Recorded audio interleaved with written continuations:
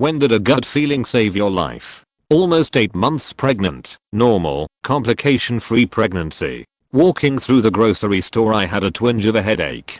Told my husband we needed to go home. At home I took a shower and relaxed a bit, but got an urgent impending doom feeling. Still just a tiny headache, not even enough for a Tylenol. Packed my toddler's diaper bag and requested we go to urgent care. The whole ride there I felt fine, wondering what I was even going to tell them at check-in. But that you're not okay feeling was still looming. We pulled in. I carried my sleeping 2-year-old inside and basically said, "I'm pregnant and something isn't right." My blood pressure was 256/148. I had a seizure 7 minutes after getting in the room. If I had told my husband to drive past and go to the we would have been stuck in traffic as a truck had rolled over. If I hadn't left the grocery store or my house when I did, there's a chance I wouldn't have made it. We got a ride to the hospital. When I was stable, I was induced at 35ish weeks, and my son was born perfectly fine, albeit small. I stayed on blood pressure meds for 8 days before it went back to normal. I was working as a bank teller and our bank had large windows on 2 sides of the building, so you could watch everyone walk from their car into the bank. A guy started walking in, and I instantly knew something was up. He wasn't doing anything abnormal, I just got a weird feeling. I was the only one in the front. Everyone else was either at lunch or in the vault, so I couldn't leave my station. I prepared myself to get robbed, so I took a few deep breaths and tried to remember everything about him to tell the cops about it later.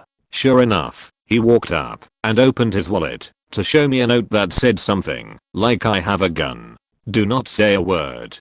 Give me all the money you have." That gut feeling allowed me enough time to calm down and formulate my thoughts so I could get him out of there as soon as possible, while also remembering as much about his appearance, voice, mannerisms, etc. as I could. I don't know if it was a gut feeling so much as good timing, but as a kid me and my brother shared bunk beds. I had the bottom bunk. Every night I would get up to get myself a drink and go back to bed. I was maybe 6 when one night I get up to get my feckin' juice and I barely had stepped out of our bedroom when there was a loud cracking sound. This woke my parents and the 3 of us rushed back to find that the wood supporting the top bunk mattress had split and was now stabbing jaggedly into my mattress and pillow. A few seconds earlier or a minute later I would have been asleep there. Also my brother didn't wake up the whole time, despite his bed giving out under him and dropping him several feet. Relaying a friend's story, he was living in London and about to catch his usual bus when he felt like a cigarette. Just as he lit up he could see his bus pull around the bend. He considered throwing out his ciggy but thought, "Bugger it, I really want my smoke." Next bus was 6 minutes away. So he didn't board his bus and watched it drive a bit down the road when suddenly he was knocked to the ground by a powerful unseen force. His bus was the victim of a terrorist bombing and exploded just after the stop. I was on my way to work once, and as the light turned green and I was about to go through, felt something tell me to wait, so I slowed a bit, and as did a car zoomed through the red light of that intersection. I'm sure if I just went through I would have been hit. On my very first day as a full-fledged police officer, I was called to assist on a single car accident. It had been raining that day and a car had crashed and turned sideways on a highway off-ramp, forcing the first officer to shut it down. He was afraid that cars were coming by too fast, and he asked me to shut down the closest lane. I parked my car in a lane on what was a perfectly straight stretch of highway. Eventually, fire and EMS arrived to tend to the people who had been in the car, and a tow truck arrived to clear the wreck. There were 5 vehicles with flashing lights on this straight stretch of highway at night. I was also wearing a full-length high-visibility raincoat with reflectors on it. I felt pretty comfortable standing near the center lane, and so I wasn't paying attention to oncoming traffic, but I suddenly got the feeling that I should stand closer to my unit. As soon as I moved, a car barely avoided striking my police car, veered to where I had been standing, crossed over 2 lanes, struck a car, veered in the opposite direction, struck another car, spun out, and then came to a stop after striking a guardrail. I ran down the highway to assist the driver, who had totaled her car and had broken both her legs. She said that she couldn't tell which lane was being blocked off. I'm almost 100% sure that she had been texting and driving. 3 years ago I was planning a major fundraising event. I was working ridiculous hours trying to make sure everything was going to run smoothly. I had worst case scenarios planned out like a crazy person. One day I was climbing the stairs after getting home rather late when I became unnaturally short of breath. As I sat on my bed my breathing returned to normal. My face became hot with what I can only assume is what's considered a hot flash in older women. I started to tingle with fear. I don't know how to explain it exactly. It was like I could feel electricity in the air warning me something was wrong. I immediately packed my laptop, paperwork, extra clothing, toothbrush, and so on, and I slowly walked down the stairs to my car driving myself to the ER. As soon as I got through the doors I collapsed, unable to breathe. I don't recall everything that happened right after, but what I do recall was being in the hospital for 8 days because both of my lungs were littered with blood clots. I had gotten a blood clot in my lower left calf from sitting and working too many hours on the event. It broke loose and spread throughout my lungs. The doctor said it looked like my lungs were filled with popcorn. Had I not driven myself to the hospital when I did, the nurse said I would have died. I will never ignore shortness of breath again, and I will trust myself when I know something is wrong. Not me, but a family member. During 9/11 they worked at an office job on one of the mid-level floors, pretty high up still, of the second tower hit. After the plane hit the first tower, the office workers were told to evacuate the building, I guess in case of the other building collapsing or fire hazards. After a short moment, the company ordered the workers to go back up because nothing else was happening and they needed to make that dosh. While most all of them went up, my family member stayed below because they had a gut feeling something bad was going to happen. A lot of their friends and coworkers didn't make it since their office was so high up when the plane hit. Not my gut feeling, but my mom's. She wouldn't let me go out of town for a weekend with my best friend. We were supposed to go to an overpass picnic, where her older, responsible guy friend would escort us in his safe, new car. My mom categorically refused, and my teenage self became hysterical to the point of slamming doors and yelling profanities at her. The next day I find out my best friend and another girl were decapitated in a car accident. The guy drove drunk way too fast on a country road.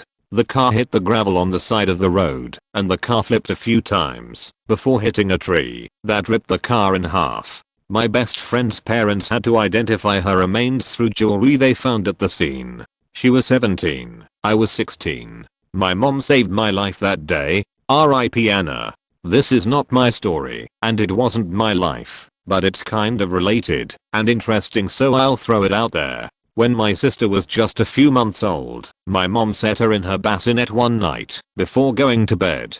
She was lying in bed trying to sleep, but couldn't shake this feeling that something was off. I remember my mom's description of the event was kind of haunting in a way. She walked into the totally silent living room where my sister's bed was. It was December, and we had a Christmas tree set up, and in the glow of the tree my mom looked in and saw my sister not breathing. If I remember correctly, she was basically choking on phlegm, turning blue.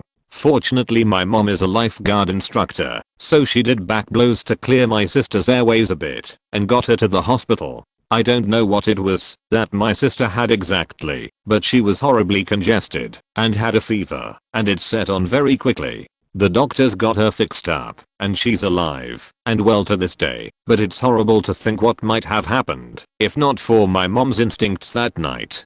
15-ish years ago, I'm 17. Suddenly and for no apparent reason I feel abject terror on a demolition site. Without warning I dive to my left and tackle my boss out of the way. I didn't see anything. I didn't hear anything. Not until the 3-ton wrecking ball landed exactly where we were just standing. I still have an open invitation to dinner with him and his family. I was at a bonfire and had planned to get a ride home with one of my friends. I got really anxious right before we left and ended up staying at the bonfire. On his way home, my friend had hit a light pole and it ended up falling and crushing the passenger seat, right where I would have been sitting. He was completely fine, just a few scratches and bruises, but I definitely would have been severely injured if not killed. Stopped just before leaving a mall on the way home from closing up shop to send a text to my long distance BF. It was the 5 minutes our schedules halfway lined up. Old geezer, we're talking about the around before time was a concept kind of old, came up and offered me a walk to my car.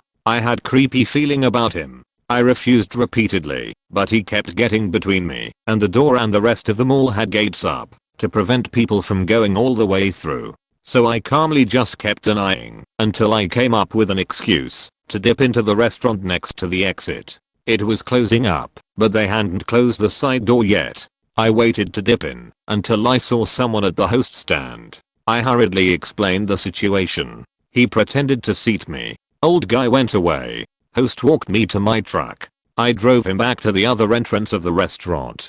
Got followed halfway home in my truck. Drove around until he turned off. Drove 20 more minutes and then went home. Guess whose face popped up on my FB feed the next week?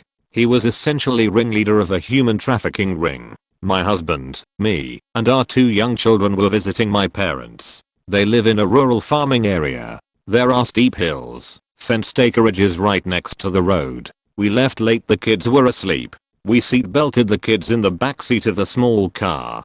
Driving down one of the steep hills and around a curve, I get an anxious feeling and say out loud, "It's a wonder we have never seen any cows loose out here." Then we start up another steep hill and I say, "Can you imagine if a black cow was out on a night like this?"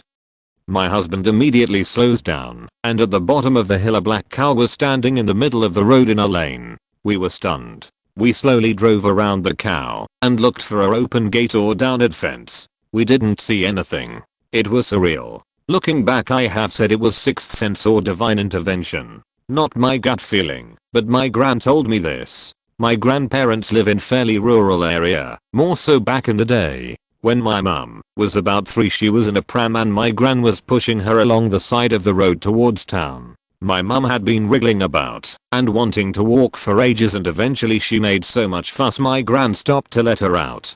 So mum had her hands on the pram and was helping to push it when a tractor pulling a trailer passed them on the hill heading up back towards the farm.